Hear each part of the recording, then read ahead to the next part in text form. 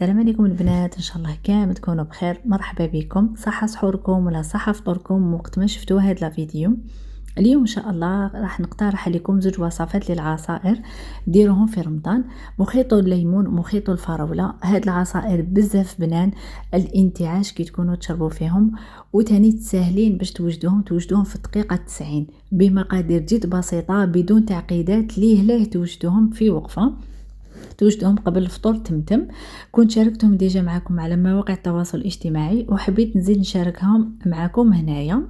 بسم الله. اولا في تحضير مخيط الليمون، في غيسيبيون نحط كاس الى ربع سكر عادي، مبشور 3 حبات قارص، حبه قارص اللي كنت قشرتها وقطعتها، عصير 2 حبات قارص، وريقات تاع نعناع اللي كنت غسلتهم، وليتر ونص تاع الماء. درت كميه تاع الماء ونميكسي الخليط ديالي بيان، واللي عندها بلاندور تستعمل بلاندور. بعد من ميكسي الخليط ديالي بيان نصفيه في غيسيبيون واحد اخر. وصفه المخيط والليمون كنت شاركتها معاكم، درتو مع وصفه لي تختولات بكريمه الليمون. راح نخلي لكم رابط الفيديو اسفل في صندوق الوصف. بالعاني درته لكم هنا وحده باش اللي حبت دير الوصفه تلقاه واجد. هنا بعد ما صفيت الخليط ديالي نعاود نرجعو في الاناء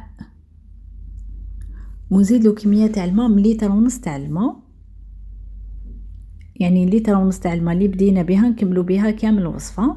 نعاود نميكسي كامل هذاك اللي صفيناه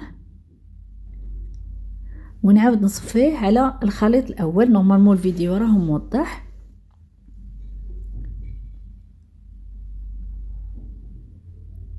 صفيوه كامل من المبشور والعظم تاع القارص. بعد ما صفيت كامل الخليط ديالي نكمل الماء اللي بقى لي من لتر ونص بهذه الطريقه، نخلطه ونخليه في الفريجيدير حتى يبرد. هذا ما كان راهو ساهل ماهل ما فيهش كامل تعقيدات. وبعد ما يبرد قدموه هو بارد. بزاف بنين هدايا العصير. واللي يحبوا الحلاوه يزيدوا السكر، انا درت كاس الى ربع فقط تاع السكر، واللي تحب الحلاوه تزيد السكر. انا نحب حاجه حامضه ما زدتلوش السكر. نمروا الان نحضروا عصير ولا مخيط الفراوله.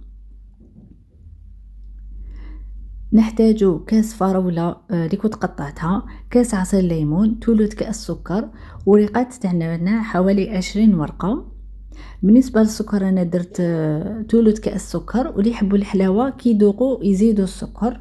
انا الفراوله ديالي اللي استعملتها راهي حلوه على بها، درت ثلث كاس سكر. في اناء نحط عصير ليمون، نزيد الفراوله اللي كنت قطعتها، السكر وريقه نعناع. نميكسي الخليط ديالي بيان.